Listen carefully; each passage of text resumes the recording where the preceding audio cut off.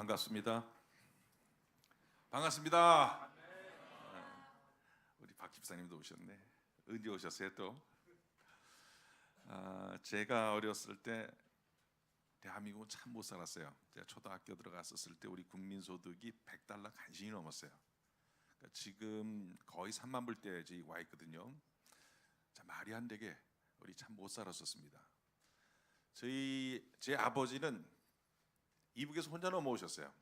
이북에서 가족들 두고 혼자 남아하셨다가 결국 38선이 거지면서 북한으로 올라가지 못하시고 서울에 정착해서 사시는데, 그 당시에 제가 살던 동네가 구로동이라는 곳입니다. 지금 구로동이 디지털 단지로 우리나라 신산업의 상징으로 꼽힐 정도로 발전했는데, 사실 그 당시에 구로동은 난민촌이었습니다. 제 아버지가 제 초등학교 다녔을 때 저희 학교 학생들 중에 아버지가 정규 직장을 갖고 있는 학생들이 거의 없었어요. 다 하루 벌어 하루 먹고 사는 그런 직업을 갖고 있던 사람들이 모여 살던 동네가 구로동이었어요. 그야말로 저는 요즘 얘기로 흙수저 출신입니다. 요즘 금수저, 흙수저 얘기 많이들 하시는데 제가 대표적인 흙수저 출신이에요. 아버지는 자식들을 위해서 삶을 희생을 하셨어요. 제가 초등학교 때 공부를 참 잘했었어요. 그 당시에는 아버지가 영특한 머리를 선물로 주셨는지 별 공부한 기억이 없는데 하여튼 공부를 참 잘했어요. 이런 소리 하는 사람 들으면 좀 싸가지 없어 보이죠? 공부도 안 했는데 공부 잘했다고 그러면은. 저도 그 심정을 늦게서 이해하게 됐었습니다. 그 사람들이 얼마나 미운 사람인가를. 하여튼 초등학교 때 그런 과정을 거치고 중학교, 고등학교를 가면서 여러분들이 했던 똑같은 고민들을 하게 됩니다. 전 고2 때부터 술, 담배 했습니다. 입시에 대한 두려움도 저도 있었고요. 저는 고등학교 갈 때 입학시험을 한번 봤었어요. 저희는 중학교 끝나고 고등학교를 입학시험을 봐서 봤었습니다. 한번 실패를 했어요. 저희는 전기 후기 1차 고등학교, 2차 고등학교였는데 고등학교를 떨어져 가지고 전 후기 고등학교를 가게 됐습니다. 참 마음에 상처가 있었어요. 그때는 재수하고 싶은 마음도 많았었는데 집에서 하도 반대를 해가지고 결국은 재수를 못하고 학교를 다니게 됐고, 고등학교 다니면서 꼭 서울대 가겠다고 결심을 했었는데 고2 때 술, 담배를 하게 되면서 사실 공부를 하는 것을 1년 동안 손을 놨었습니다. 노느라고 정신이 없어가지고.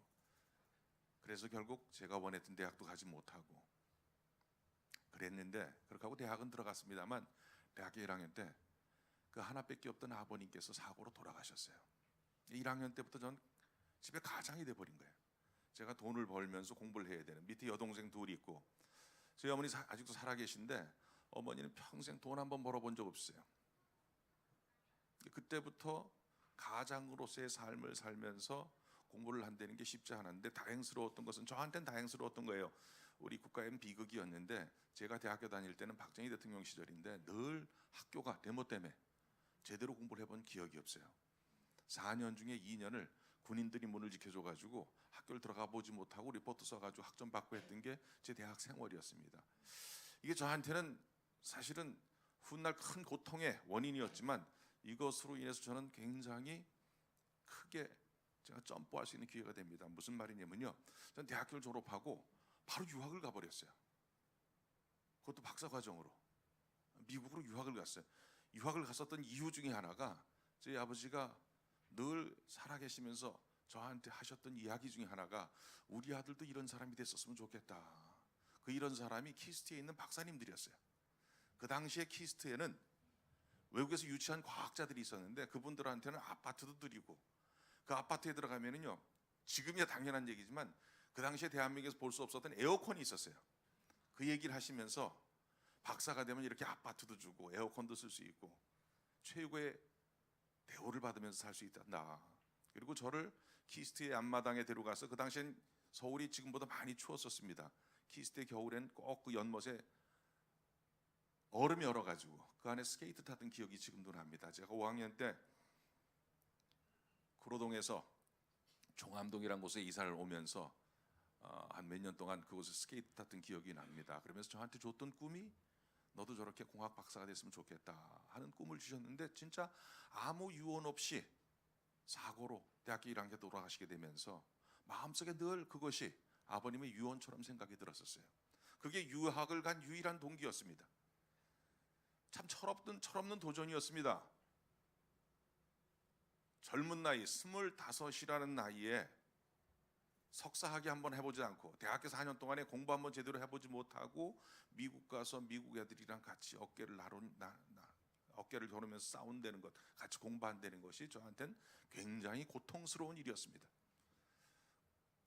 박사학위 마치고 10여 년 이상을 늘 꿈을 꾸게 되면은 그때 공부하던 꿈이 저를 짓눌렀습니다. 얼마나 힘들었으면, 특히 첫 1년은 들리지도 않고 책을 봐도 이해도 안 되고 공부를 해도 끝이 없고 외국 애들은 얼마나 체력이 좋은지요. 체력도 이겨내질 못하겠고 하루에 제 아내가 5끼씩 식사를 해줬던 기억이 납니다. 먹고라도 힘을 내기 위해서. 그런데 무사히 하나님께서 저를 졸업을 시켜주셨습니다. 그리고 대덕연구단지에서 첫 직장 생활을 합니다. 사실 제가 가기를 원했던 직장은 아니었습니다. 저는 제 모교의 교수로 가기로 약속을 하고 약속을 거의 하다시피 하면서 돌아왔는데 결국은 제가 그쪽으로 가지를 못하고 대덕연구단지에서 근무를 하게 됩니다. 연구단지 근무를 하면서 한 6년을 참 많은 고통을 겪습니다. 그 고통 중에 하나가 깊이 있는 교육을 받았다고 생각했는데 막상 제가 연구자로 돌아와서 제가 하는 연구 활동을 하면서 느꼈던 것이 대학교 4학년 기초 없이 공부한 이 기초 없는 공부의 실력이 이것밖에 안 되는구나를 절실히 깨닫게 되는 것이 제 직장 생활이었어요. 겉으로는 참 잘 나갔습니다. 제가 박사학위 받았을 때 나이가 30살입니다. 만 나이로 28살이에요. 30살에 박사학위, 그때 유치과학자로 돌아와서 정부에서 아파트 대주고 이사 비용 대주면서 최고 예우를 받고 돌아와서 근무를 시작을 했는데 남들이 기대하는 그 실력을 발휘할 수 있는 실력이 없다는 걸 제가 알았어요. 어떻게 보면 저에게 있어서 그 몇 년 동안의 연구원 생활은 위선이었습니다. 제일 연구비도 많았었고 제일 진급도 빨랐었고요. 남들이 제일 부러워했어요. 젊은 친구가 저렇게 빨리 진급도 하고 연구비도 많이 있다고. 근데 제 마음속에 갈등이 더 심해졌습니다. 여러분, 그때 저는 교회를 다녔었습니다. 저는 청년 때 교회를 안 다니다가 유학을 가게 되면서 교회를 다니게 됩니다. 제 아내 때문이었습니다. 결혼을 해서 갔는데 제 아내가 결혼하면은 주일날 교회 가야 됩니다. 그 말에 예스를 해서 약속 지키느라고 교회 다녔던 게 저의 전부였습니다. 예수 없이 교회 다녔어요. 만 11년을 그렇게 다녔습니다. 미국 유학생활 5년 동안, 그리고 한국에서 돌아와서 직장생활 6년 동안 11년을 예수 없이 다녔던 사람입니다. 저는 그래서 예수 없이 교회 다니는 사람의 심정을 잘 압니다. 그렇게 11년을 교회 생활을 했는데 예수님 없이 교회를 다녔는데 제가 예수 없이 교회 다니다가 11년 만에 예수님을 만나게 됩니다. 그때 제 입장이 바로 겉으로는 제일 잘 나갔었는데 제 마음속에 두려움, 걱정, 근심, 미래에 대한 불안감, 이런 것들이 저를 엄습해 오는 거예요. 제 나이 30대 중반이 되도록 제 생각에는 제 봉급 받아가지고 영원히 대전에서 집 한 채 살 것 같지가 않아요. 청년들 그런 심정들 이해가 되시죠? 내가 집 한 채 사가지고 내 가족들을 영위하면서 살아갈 것 그렇게 할 수 있을 것인가 라는 생각에 굉장히 마음에 답답함, 이 가장으로서 눌려오는 무게감이 있죠. 거기에다가 저는 어렸을 때 아버님이 우리 아들 하면서 키워가지고 정말 버릇없이 자랐습니다. 저 뺏기 모르고 자랐던 사람이에요. 젊은 나이에 결혼하고 나서 공부하면서 오는 스트레스, 그리고 직장 생활하면서 오는 이런 스트레스들을 다 직장 동료들이나 주변 사람들한테 푼 게 아니라 제 가족들한테 다 풀어버렸어요. 특히 제 아내가 제 탈출구였습니다. 참 인격 모독적인 발언도 많이 했었던 것 같고, 그렇게 모든 것들이 짓눌려 가던 시절이 제 30대였습니다. 겉으로 보기에는 화려했습니다. 그런데 이렇게 한 마음에 갈등이 있고 두려움이 있고 불안이 있을 때, 그때 하나님께서 저를 찾아와 주셨어요. 그때 저를 만나 주셨어요. 만 11년을 교회를 다니면서도 한 주일도 빼놓지 않고 교회를 다녔는데 한 번도 저를 찾아오지 않던 그분이 어느 성경 공부 시간에 우연히 그것도 찾아갔던, 제가 원해서 갔던 성경 공부 시간이 아니고 우연히 놀러 갔던 집에서 하던 성경 공부 시간에 성경 공부 1시간 듣고 제가 180도 깨지게 됩니다. 그것이 저를 변화시킨 사건이었습니다. 제가 여러분들하고 흙수저 얘기를 하게 되면서 제가 얼마나 실패한 인생을 살았는가, 특히 30대 중반까지 제가 예수를 만날 때까지는 저는 박사학위를 받았는데요, 제가 그때 느꼈던 것은 내가 받은 박사학위가 전혀 소용이 없다는 걸 알게 됐어요. 남들은 그렇게 갖고 싶었던, 따고 싶었던, 저도 그렇게 목숨을 바칠 정도로 열심히 공부하면서 땄는데 그것이 정말 소용없다는 것, 내 삶을 살아가는데 아무 의미가 없다는 걸 깨닫는 그 순간이 얼마나 허탈한 줄 아십니까? 제가 초등학교 6년서부터 시작해가지고 중고등학교 3년, 대학교 4년, 박사 공부 5년 합쳐서 20년이 넘는 세월을 투자한 그 공부가 내 인생에 하나도 도움될 수 없다는 것을 깨달았을 때, 그때 오는 그 무력감, 그 무력감에 있었을 때 저는 그때를 지금도 실패한 인생을 살았다고 얘기를 합니다. 철저하게 저는 실패한 인생. 여기 계신 여러분들은요, 몇몇 분 빼놓고는 다 저보다 젊은 나이에 예수님 만났습니다. 여러분이 어떤 상태에 있는지 모르겠지만 여러분들 혹시 저처럼 인생에 대한 두려움이 있으세요? 괜찮으세요? 제 나이 30대 중반에 정확하게 36살입니다. 36살에 실패한 인생에서 벗어나서 새로운 도전을 시작하게 됩니다. 여러분들 속에는 대학 입시를 앞두고 있다는 사람들이 있다는 것도 알고 있습니다. 대학 입시를 실패해가지고 입시를 준비하는 사람들도 있을 것이고요. 마음속에 불안할 거예요. 과연 이번 입학시험에 내가 어떻게 될 것인가. 이 대학교 다니는 학생들도 많이 있을 거예요. 우리 청년들한테 제일 큰 걱정은 직장에 대한 두려움일 겁니다. 아마 여러분들이 원하는 직장을 갈 확률은 less than 5%. 여러분들이 원튼 원치 않든 좋은 직장, 여러분들이 생각하는 괜찮은 직장 갈 확률도 less than 10%. 그런 확률 속에서 여러분들은 불안한 미래를 준비해야 됩니다. 또 여기 직장 다니는 분들은 직장을 다니면서 갖는 새로운 불안감, 내가 이 직장에서 과연 평생을 보낼 수 있을 것인가. 특히 여러분들은 100세 시대를 살아가야 될 사람들이에요. 100세까지 이 직장에서 벌은 것 가지고 내가 먹고 살 수 있을 것인가. 그리고 아직 결혼하지 않은 청년들은 결혼에 대한 걱정, 이런 수많은 미래에 대한 불안감들이 여러분에게 밀려오고 있다고 저는 생각하고 있습니다. 맞죠? 아닌가요? 여러분, 제가 성경을 보면서 오늘 제가 일부러 미리 말씀을 드려가지고 고린도전서 1장 26절부터 29절을 좀 띄워달라고 그랬더니 한번 성경 구절 좀 올려주시겠어요? 제가 예수님을 만났을 때가 바로 이런 상태였습니다. 한번 볼까요? 우리 같이 한번 26절부터 29절까지 읽겠습니다. 시작.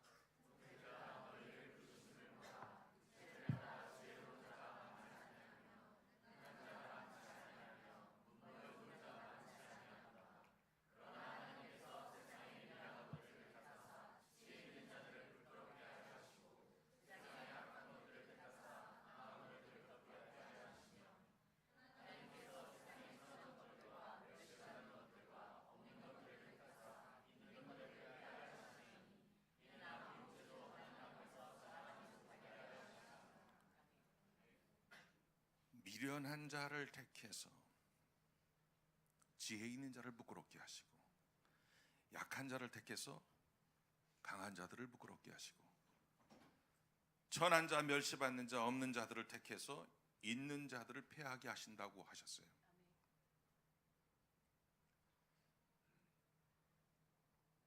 영어 성경을 보니까 조금 더 이해가 되게 써놨습니다. Think of what you are when you are called. 여러분이 예수님 만났을 때, 여러분이 콜링을 받았을 때, 부르심 받았을 때, 여러분 그때 모습을 한번 생각해 보시래요. 그리고 나서 계속해서 Not many of you were wise by human standards. 많은 사람들, 여러분 중에 많은 사람들이 인간의 기준으로 따졌을 때 wise하지 않대요. 지혜롭지 못하대요. 그리고 Not many were influential. 많지 않은 사람들이 influential, 영향력을 미치지 못하고 있고, 또 Not many were of noble birth. 여기 noble birth라는 게 다른 게 아니라 지금 말로 얘기하면 금수저로 태어나지 않았대요. 문벌 좋다고 한국말로 해석했는데 금수저로 태어나지 않았대요. 이런 사람들을 하나님께서는 foolish things, 이런 사람들을 하나님께서 택하셔서 사용하신다 그랬어요. 여러분 믿으세요? 제가 하나님한테 쓰임을 받기 시작한 때가 언제였냐면은 나는 아무것도 할 수 없습니다. 여러분, 전 박사학위까지 한 것이 아무 소용없는 것입니다 라는 고백이 나왔을 때 그때 하나님께서 들어쓰셨어요. 여러분 중에 저는 흙수저입니다. 나는 집안 백그라운드도 하나 없고요. 누구 도움 받을 것도 없고요. 어디 내세울 만한 학벌도 없습니다 라는 분들 계세요. 그분을 하나님께서 들어 쓰신다고 그러십니다. 여러분 마음속에 그런 생각이 들 거예요. 에이, 그거 하는 위로하려고 하는 소리 아니겠어요? 아니요. 한번 성경에 있는 분들 한번 볼까요? 우리 모세가 어땠습니까?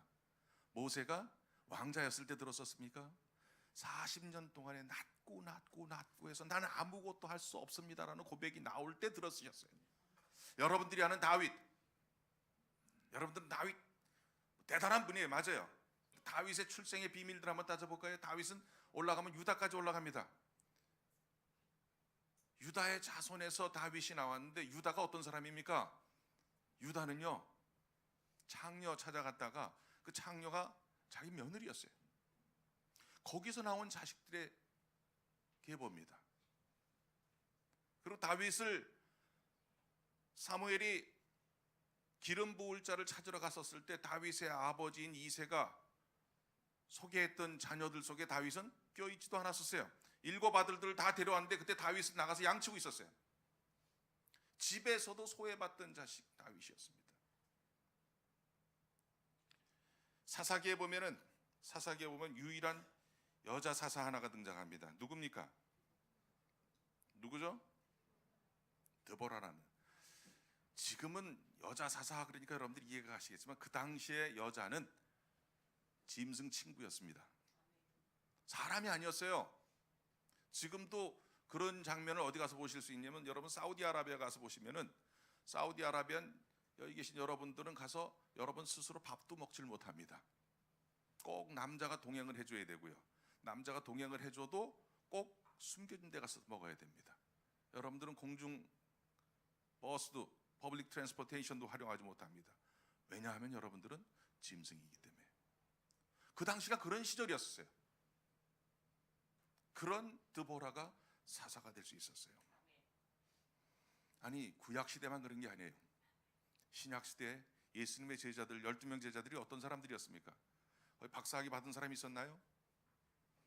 다 못 배운 사람들, 그 다음에 손가락질 받던 세리와 같은 사람들, 고기 잡던 사람들이고 머자리티가 이런 낮고 낮은 자를 택해서 예수님은 활용하셨어요.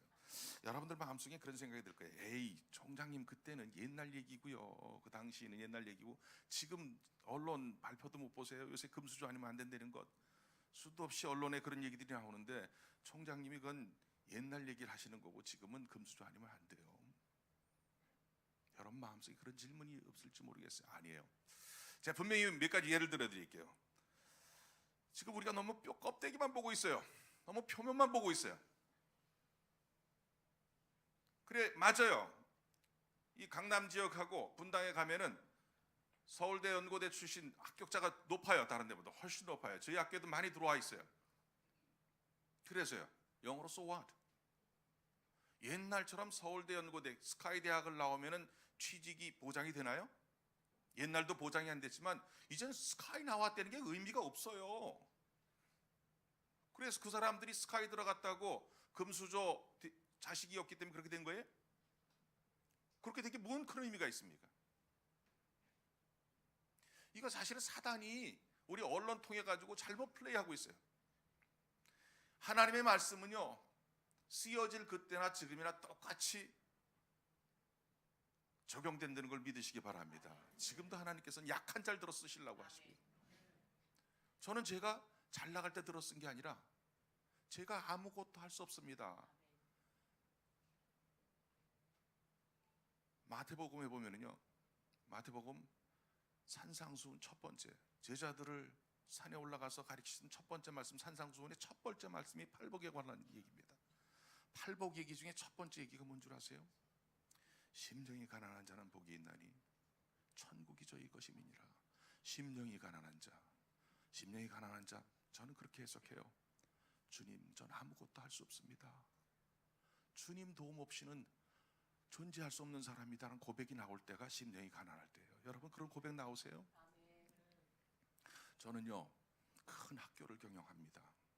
경영할 때, 하나님이 학교 맡길 때 하나님한테 그런 질문과 하나님한테 부탁드려서, 하나님, 이거 제가 경영하지 않는 거 맞죠? 하나님 이 학교 주인이시지 않습니까? 저는 하나님의 종입니다. 하나님이 시키시면 합니다. 하나님이 떠나라면 떠나겠고, 하나님이 일하라면 하겠고, 하나님께서 직접 경영해 주실 거라는 것을 확신하면 제가 하겠습니다. 그리고 지금 수도 없는 문제들을 풀어가고 만나고 있어요. 지금도 문제투성이에요. 근데 저는 걱정 안 해요. 왜 걱정 안 해요? 이 학교의 주인이 누구라고요? 하나님이세요. 나는 아무것도 할 수 없습니다라는 걸 알고 계세요. 그렇지만 제가 하는 건 뭐예요? 순종이에요. 하나님께서 이 일을 하라고 하실 때 전 합니다. 여러분, 저하고 노하우를 좀 배웠으면 좋겠어요. 성경은요, 너무 심플해요. 제가 공부한 성경은 너무너무 간단한데 왜 이렇게 이걸 복잡하게 생각하는지 모르겠어요. 성경에 비결이 나옵니다. 여러분들도 저처럼 될 수 있는 비결이 너무 쉽게 나와요. 여러분, 어떻게 하면은 앞에 있는 김춘호 총장처럼 그렇게 살아갈 수 있습니까? 제가 아주 쉽게 얘기할게요. 여호수아 1장 8절이 답입니다. 여호수아 1장 8절에 뭐라고 되어 있는 줄 아세요? 이 율법책을 내 입에서 떠나지 말게 하며 주야로 그것을 묵상하여 그 가운데 기록된 대로 다 지켜 행하라. 그 다음에 뭐라고 되어 있는 줄 아세요? 그리하면 내 길이 평탄하게 될 것이며 내가 형통하리라. 너무 쉬워요. 너무 간단해요. 만약에 이렇게 했는데 여러분 길이 평탄하게 되지 않고 여러분 삶에, 사실은 영어 성경엔 prosperous하고 successful이라는 단어가 여기 두 개가 동시에 등장합니다. 이런 것들이 존재하지 않는다면 저한테 손해배상 물러오세요. 해야 될 것, 제가 변화받은 것, 제가 예수님 만나고 나서요, 그렇게 인격적으로 예수님 만나고 나선 제가 한 일이 뭔지 아세요? 이 두 가지밖에 안 했어요. 나를 이렇게 만나주신 예수님, 당신을 너무너무 알고 싶습니다. 너무너무 알고 싶은 거예요. 이분 알기 위해서 어떻게 해야 돼요? 말씀 공부하는 거예요. 말씀 공부. 말씀 공부를 통해서 사람이 변할 수 있는 겁니다. 믿으십니까? 말씀을 끝없이 묵상하고 말씀 가지고 살아가셔야 돼요. 저는요, 너무 말씀이 알고 싶어가지고 그 당시에 유명하신 목사님 설교 테이프를, 그 당시에는 지금처럼 이렇게 온라인으로 듣고 디지털로 돼 있고 그런 시절 아니에요. 테이프 다 구독해가지고 김진옥 목사님 테이프를 몇 년치를 들었는지 모르겠어요. 김진옥 목사님, 홍정길 목사님, 돌아가신 우리 옥한훈 목사님, 김동호 목사님, 또 제가 그 당시에 다녔던데 전가하 목사님. 저는요, 말씀을 듣고 그냥 넘기지 않아요. 말씀을 들으면 꼭 메모를 합니다. 메모를 하고 나만의 표시 방법이 있어요. 그리고 또 하나 한 게 있어요. 그리고 나선 그 가운데 기록된 대로 다 지켜 행하라.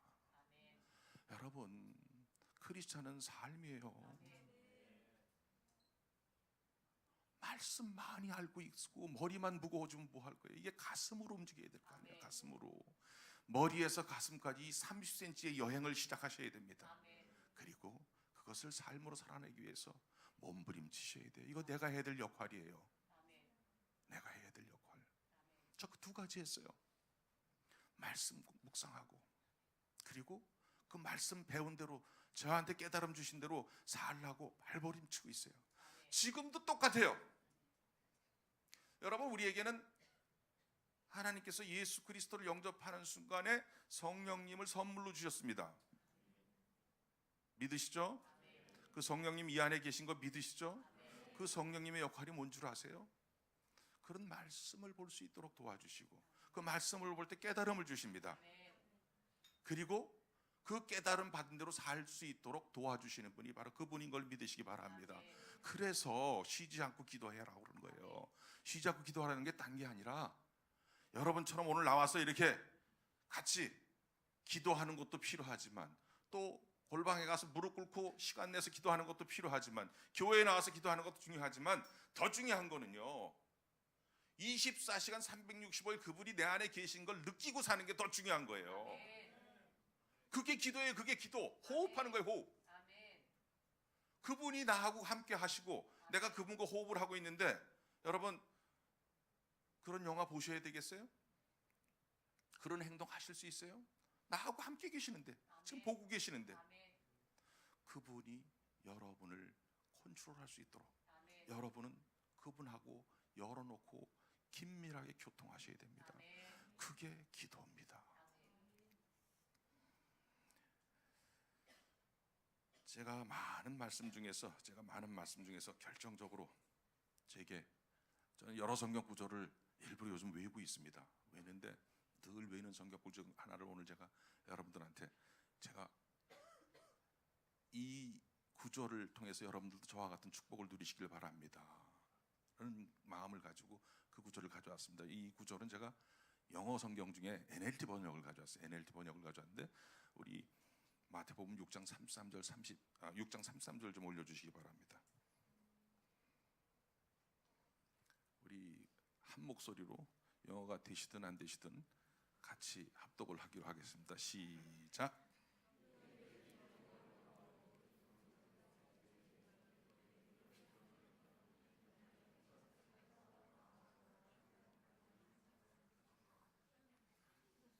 아니, 우리 청년들 영어 몰라요? 영어 몰라요?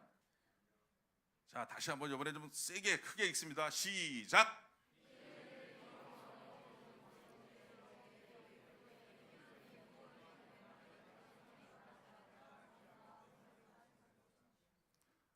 He will give you all you need from day to day. 그분께서는 여러분의 필요한 모든 것을 날마다 주신답니다. 얼마나 멋있는 말이에요. 뭐가 필요하세요? 이번에 스카이 대학에 입학하는 게 필요하세요? 필요하면 주신대요. 좋은 직장 필요하세요? 주신대요. 여러분 잘 보세요. All you need from day to day. all이 붙어 있어요. all. 착각은 하지 말아주세요. all you want는 아닙니다. 여러분이 원하는 모든 것을 주시는 게 아니라 여러분이 필요한 것, 너한테 이게 꼭 있었으면 좋겠다 하는 그 필요한 것들을 하나님께서는 다 주신대. 이 말씀이 어떻게 등장합니까? 이 앞에 이야기가, 이 앞에 마태복음 이야기는 먹고 사는 거 걱정하는 우리 인생들을 위해서 예수님께서 하신 말씀이에요.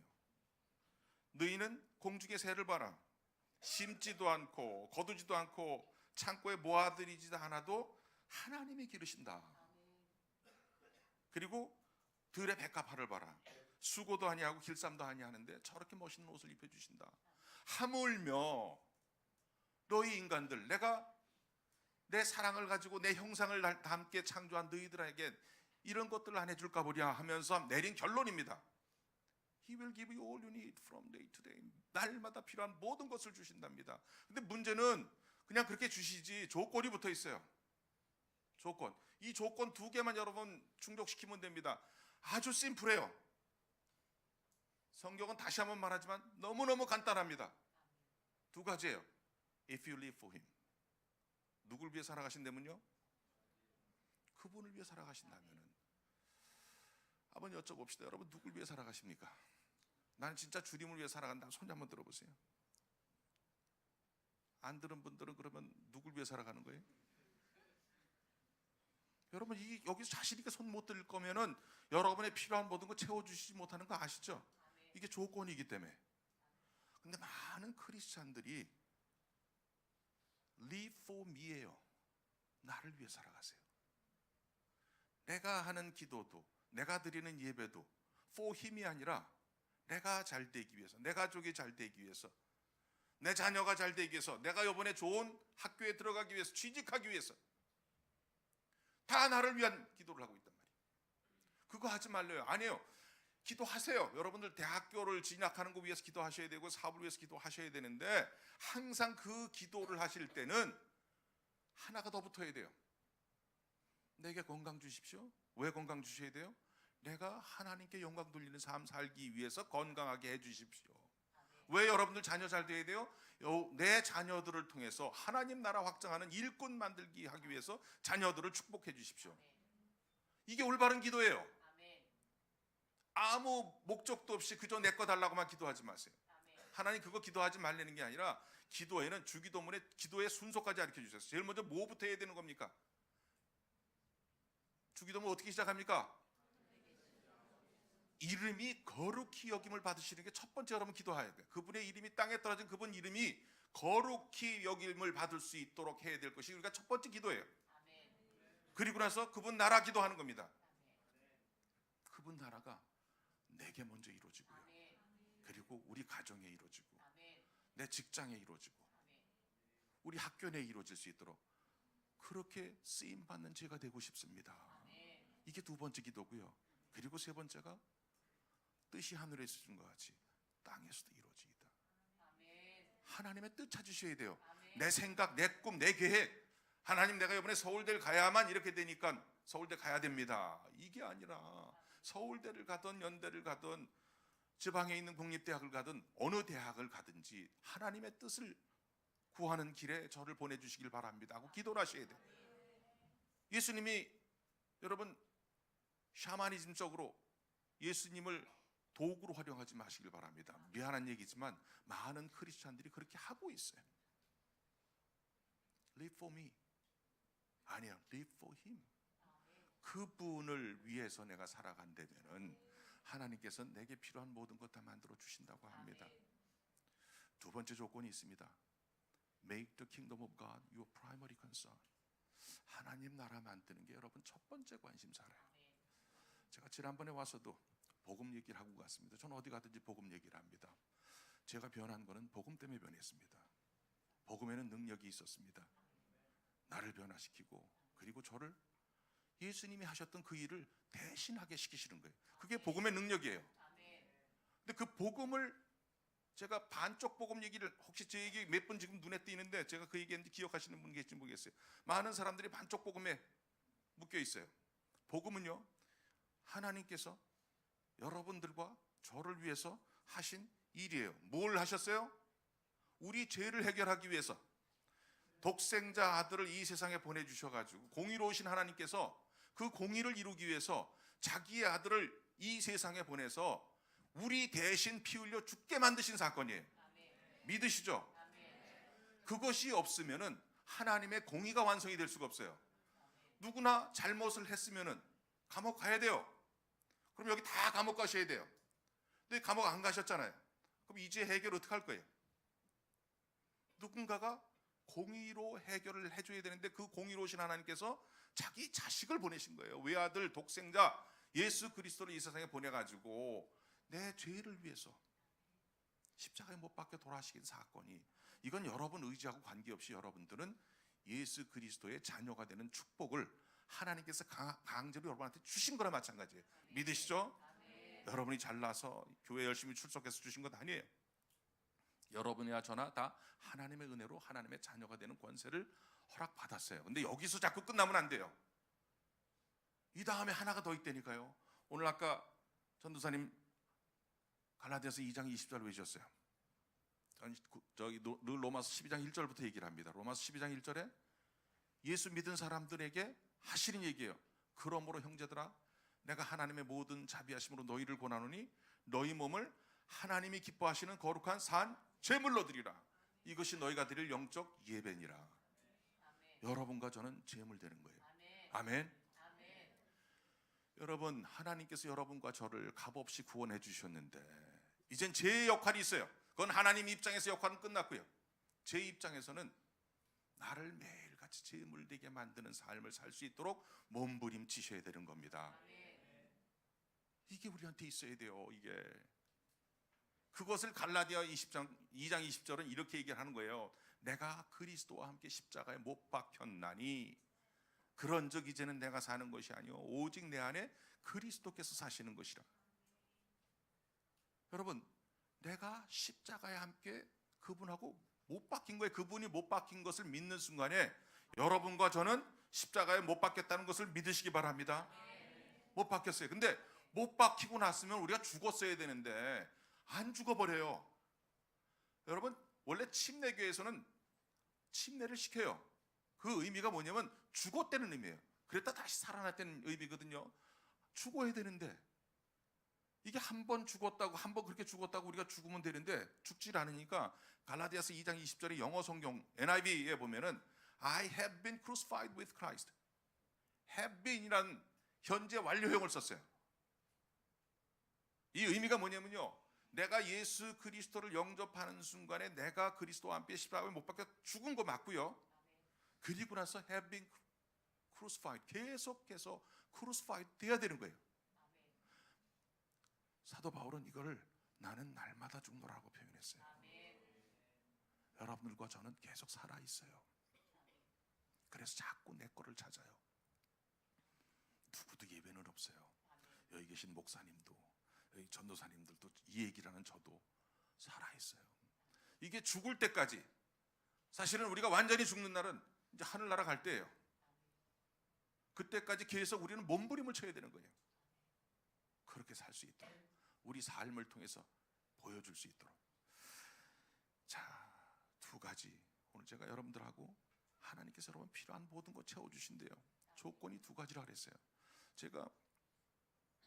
저는 하나님께서 예수 그리스도를 영접하자마자 굉장히 급하게 다루셨어요. 그래서 2년이 채 지나지 않아가지고 선교사 훈련을 받습니다.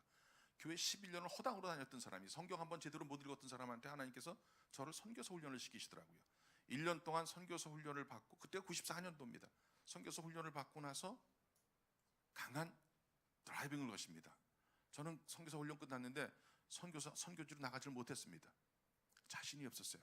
그들과 같이 눈높이를 맞추면서 살 자신이 없었어요. 그 당시에 제가 하나님한테 드렸던 기도 내용 중에 하나가, 하나님, 저는 too much spoiled, 너무나 많이 스포일 돼 있어요. 저는 자동차도 타고 있고요, 자가용도 타고 있고요, 냉장고도 있어야 되고요. 저는 냉장고 없는 데 가서 시원한 아이스 없는 물 마시기 힘들 것 같고요, 자동차 없이 살기 힘들 것 같을 정도로 스포일 돼 있는데, 그때 제게 보여주신 게 뭐였냐면, 내가 네 주변에 보내준 수도 없는 영혼들, 그 당시에 대도경구단지에 러시아 과학자들, 중국 과학자들 몰려들 때요. 그 영혼들을 깨우치게 하시면서 그들을 위해 섬겨보거라. 그렇게 해서 시작했던 게 과학기술자 선교회입니다. 과학기술자 선교회를 만나가지고 그들을 섬기면서, 얼마나 하나님이 그 일이 급하셨으면은, 제가 성질이 무지 급하거든요. 그래서 저는 저희 와이프를 괴롭혔던 것 중에 하나가, 배고파서 밥하면 밥이 돼 있어야 돼, 쌀이. 그 정도로 성질이 급했었어요. 그랬는데 제 급한 성질보다 제가 100배, 1000배 더 급하신 하나님을 보셨어요.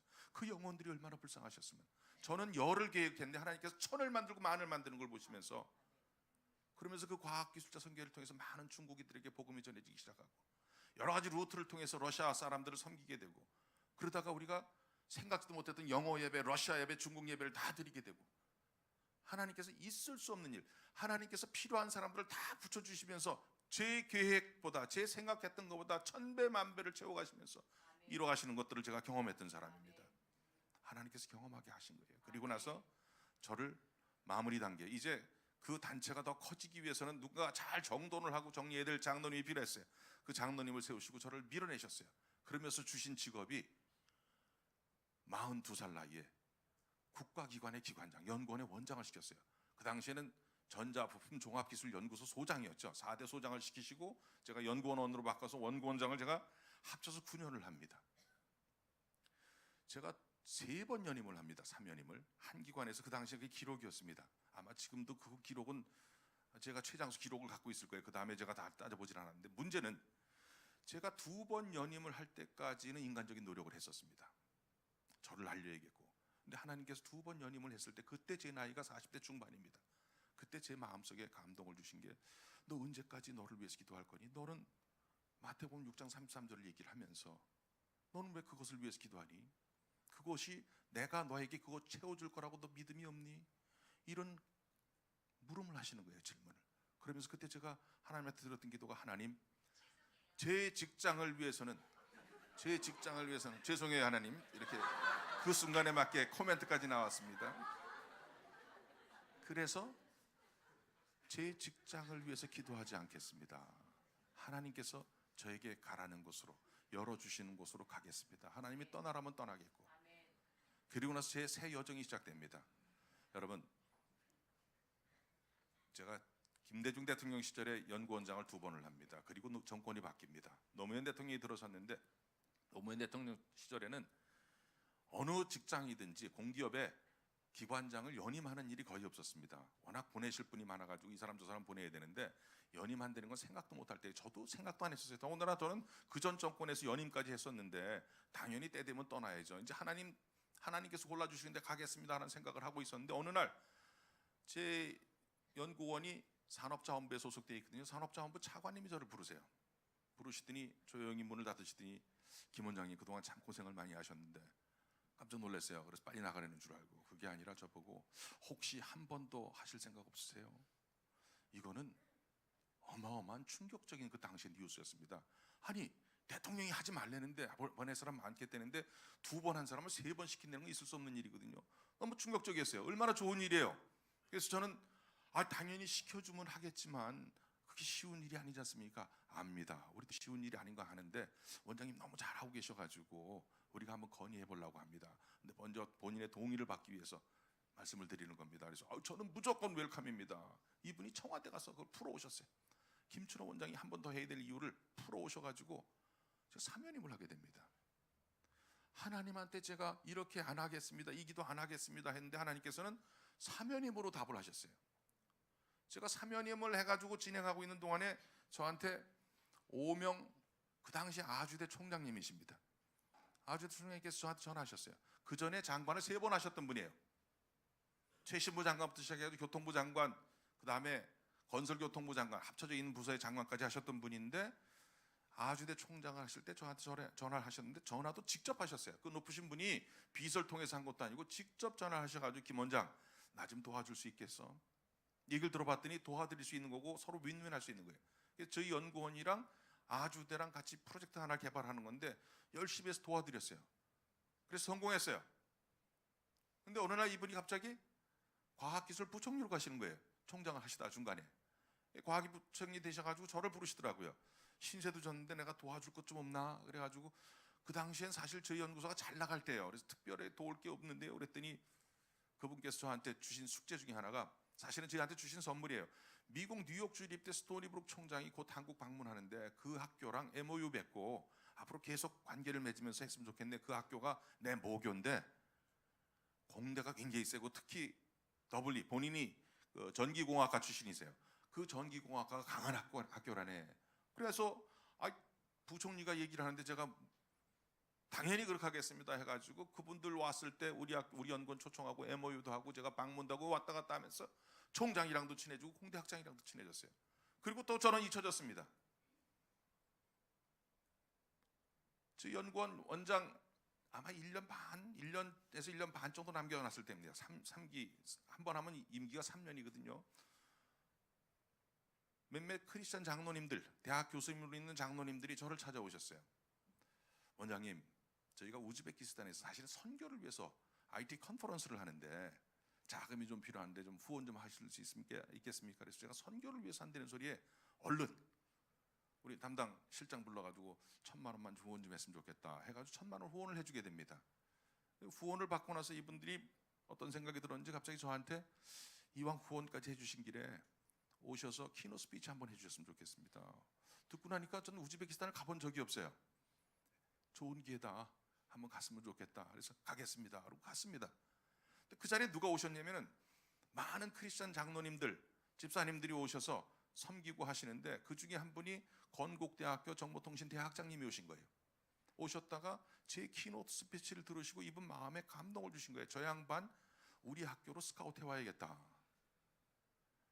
그리고선 저한테 얘기도 없이 가서 건국대학교 총장님한테 보고를 합니다. 제가 우즈베키스탄 출장을 다녀왔는데 젊은 원장 하나가 있는데 이제 임기 마칩니다. 3번 했으니까 더 안 할 겁니다. 분명히 우리 학교로 스카우트 해봅시다.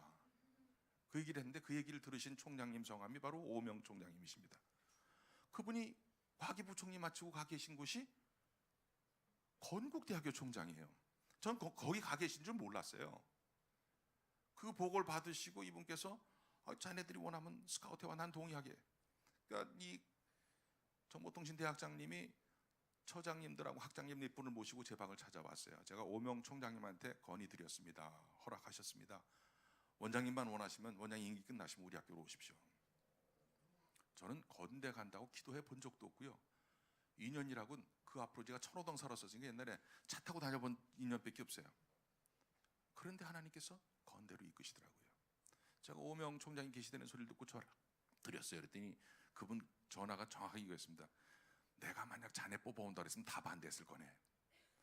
자네를 저 친구들이 추천했으니까 나는 오케이만 하면 되는 거고, 내가 보니까 대학 교수 괜찮아, 올 수 있으면 와.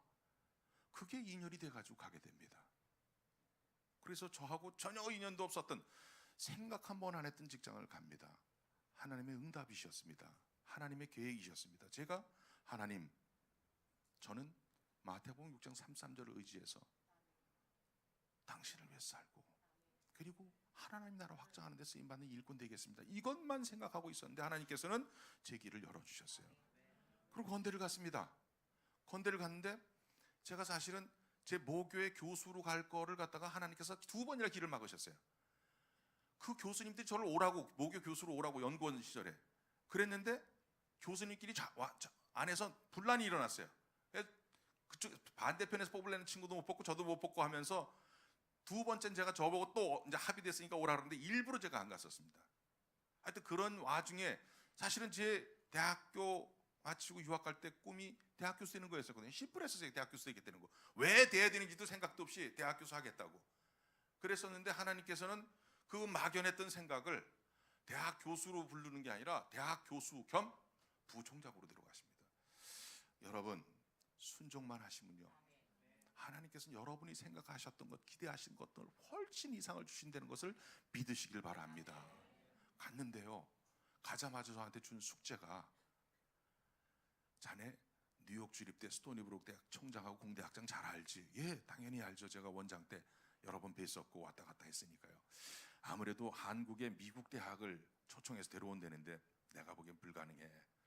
할 수 있다면 내 모교 정도 데려오면 할까? 근데 자네가 좀 도와줬으면 좋겠네. 총장님이 부총장한테 심부름을 시키는데 당연히 들어드려야죠. 알겠습니다. 더군다나 제가 여러 번 만나 뵀던 분들이고요. 그리고 2년 반 동안 열심히 도와드렸어요. 그래가지고 결국은 그 학교가 대한민국 최초의 미국 대학으로 송도에 들어오기로 결정이 되어버렸습니다. 그 시점에 총장님께서 저한테 얘기도 없이 미국 대학하고 상의를 하셔가지고 초대 총장을 저를 시키시기로 결정을 해놓으신 거예요. 마음에 결정을 해놓고 얘기를 못 하시고 있다가 마지막 순간에 사실은 간을 들인다는데 제 친구놈을 통해 가지고 슬쩍 옆구리 한번 찔르시고 나서, 그리고 나서 저를 부르시더니 얘기를 하시는 거예요. 자네가 갔으면 딱 적임잘 것 같은데 어떻게 생각하나? 여러분, 제가 그거 준비하면서 1%라도, 아니 0.01%라도 제가 그 총장 되기 위해서 노력해 본 적 한 번도 없습니다. 제가 거기 갈 거라고는 하나님 상상도 안 해주셨어요. 이게 하나님이세요. 이걸 어떻게 우연이라고 다 얘기를 합니까? 제가 오늘 마지막으로 드릴 말씀은 이 하나님의 공급하심을 어떻게 경험하면서 살 것인가. 저는 하나님께서 이렇게 내게 필요한 모든 것 다 공급하시면서 사는 것을 느끼면서 살고 있고, 지금도 제가 갖고 있는 완전한 신뢰 하나는 하나님께서 언제든지 총장 내려놓고 떠나라 하면 또 떠날 겁니다. 떠날 때 떠나는 거고요. 순종하는 게 우리가 해야 될 일이에요. 조건은 제가 이렇게 된 하나님의 온전하신 필요, 온전한 내 필요를 공급하시는 것을 어떻게 경험하냐면요, 2가지예요. 그분을 사랑하세요. 그분을 위해 살아가세요. 나를 위해 살아가지 마세요. 여러분, 나를 위해 살아가는 사람은요, 남들이 봤을 때 다 알아요. 저 사람은 총장 해가지고 또 뭐 하려고 하는구나. 똑같은 총장을 해도요, 똑같은 선생님을 해도, 똑같은 음식점을 경영해도요, 우리의 커스터머들을 위해서, for others, 다른 사람들을 위해서 여러분 삶을 희생하게 되면요, 그 결과는 결국 저한테 돌아온다는 걸 믿으시기 바랍니다. Live for him, not live for you. 2번째, 하나님 나라. 여러분, 성경을 짜고 하면서 마지막 나오는 마지막 단어를 저는 하나님 나라라고 하는 사람이에요. 왜 그런 줄 아세요? 예수님이 처음에 공생에 시작하실 때 첫 번째 하신 말씀이 회개하라 하나님 나라가 가까웠느니라. 예수님께서 부활하시고 나서 40일 동안 제자들과 생활하시고 승천하시기 마지막 순간에 사도행전 1장 3절에 보면 하나님 나라 얘기를 하십니다. 시작도 하나님 나라였고 마지막 떠나실 때도 하나님 나라였습니다. 그분이 원하시는 것, 그리고 우리가 해야 될 큰 틀에서의 하나님 뜻이 뭔 줄 아세요? 하나님 나라예요. 여기에 하나님 나라 이루어가는 거고요, 우리를 통해서 하나님 나라 건설하고 회복하는 게 우리가 맡은 역할인 줄 믿으시기 바랍니다. 이 하나님 나라가 네 첫 번째 관심사가 되려는 거예요.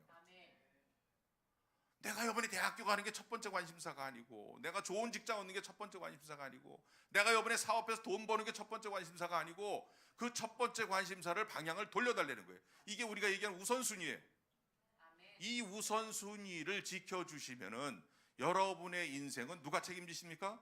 그분이 책임지세요. 여러분, 그것을 맛보면서 살아가시길 부탁드립니다. 여러분, 이렇게 하기 위해서 여러분들 해야 될 게 뭔 줄 아세요? 절대 신뢰입니다.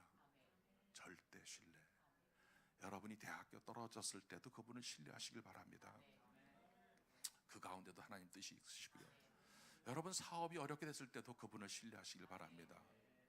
절대 신뢰하느냐 안 하느냐의 표현이 뭔 줄 아세요? 내가 그분을 절대 신뢰하느냐 안 하느냐를 알아볼 수 있는 시금석이 하나 있습니다. 그 시금석은 감사라는 겁니다.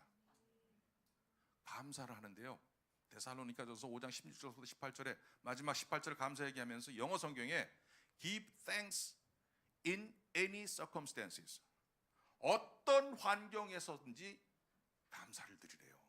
여러분, 감사할 사건이 들었을 때는 안 믿는 사람도 감사합니다. 누구나 감사할 줄 알아요. 사고가 터졌을 때 감사할 수 있으세요?